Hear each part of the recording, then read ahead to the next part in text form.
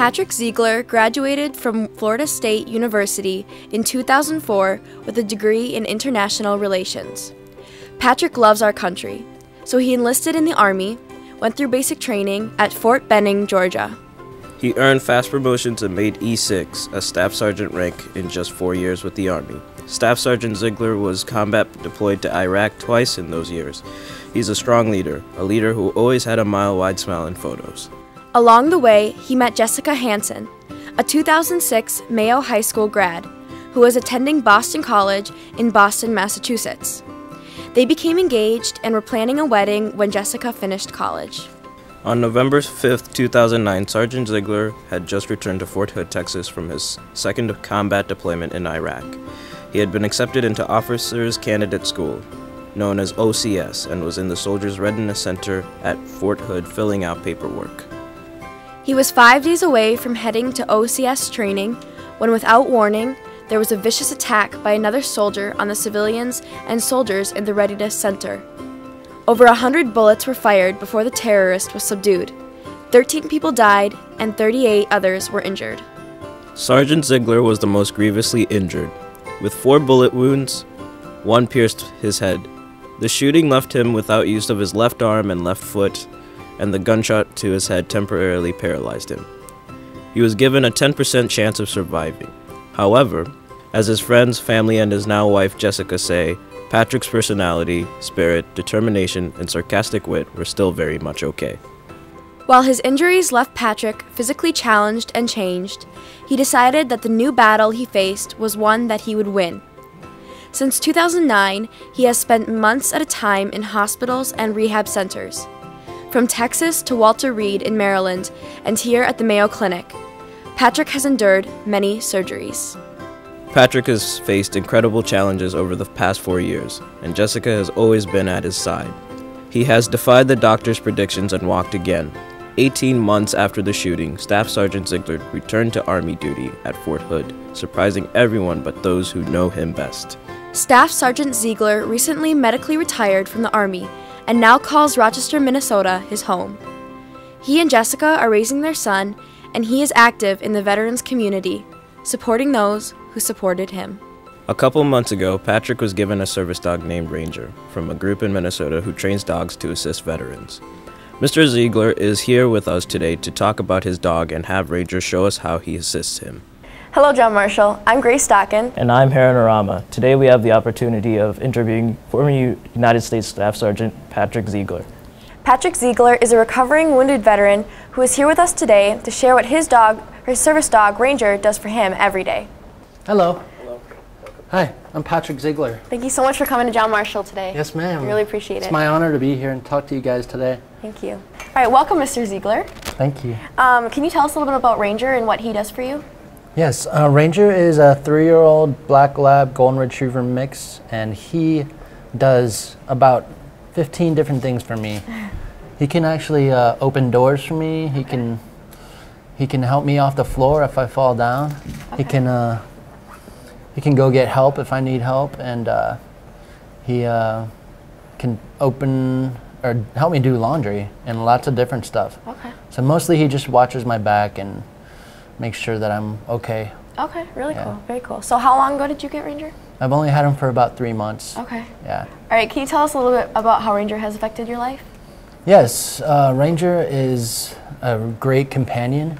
He follows, me everywhere. He protects me and really makes me happy, and he's a safety net for me. Mm-hmm. So in case I ever need help or in case I need help doing things, he's right there with me all the time. All right. Can you tell us a little bit about Ranger's history? Is there any history that you've learned about Ranger and what he's done before he came to you? Yes, Ranger was actually rescued from a farm. Okay. And he somehow got out there. They're not sure exactly where he came from, but they rescued him and trained him since he was a puppy, about 3 years of training. And he stayed with the other dogs at the kennel, and he was selected to be my dog right away because we did all kinds of personality tests, and they do really well matching up the dogs with the humans. All right, so what is some training that you and Ranger both had to go through together to adapt to one another? Well, yes, Ranger was trained so well that from the beginning I had my commands that I would give him, and when he did the commands, when he performed, I would give him treats. Okay. And that's how he knew that he was doing the right thing. And you know, once that started happening, I was able to train him to do a lot of different things. All right, did it take him a while to adjust to your lifestyle and your home? And he did really well. He adjusted really quickly, and you know, it was a harsh winter, and he loves the snow, so we would go outside and play in the snow, even though it was cold. And you know, he found his little bed really quickly, and he loves to lay there and monitor everything that's going on in the house. But my little boy loves Ranger so much. He likes to jump on his back, and Ranger's so tolerable that it doesn't bother him. Okay. So it's really fun to see them interact, and also when I go out in public, a lot of people love to pet Ranger and talk to Ranger, and they start talking to me. It's a really great icebreaker. I've met so many people just by having such a great dog. Yeah. Very nice.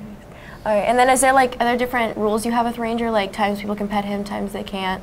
Are there different? Right, I've actually got a sign or a little patch on his vest that says, "Please ask before you can pet." And some people see it and they ask, some people don't, and they just go ahead and pet him. Okay. But you know, that doesn't bother me too much. Okay. Does that distract him when they pet him, or? No, he's so well trained that he just loves when people pet him. All right. And he loves the attention, really. Yeah. And so I don't mind it at all. And when we go out in public, it's expected that people are going to want to talk to him and pet him and everything. Yeah. So that's just a part of my day, you know? Okay. But it's really great to interact with people that way. Yeah. Great. Yeah. Mr. Ziegler, thank you so much for being with us today. You truly inspire us to do better things. JM, remember that this Friday and Saturday is the JM Spirit of Service and Disabled American Veterans Community-wide clothing collection drive right here in the JM parking lot. We need 25,000 pounds.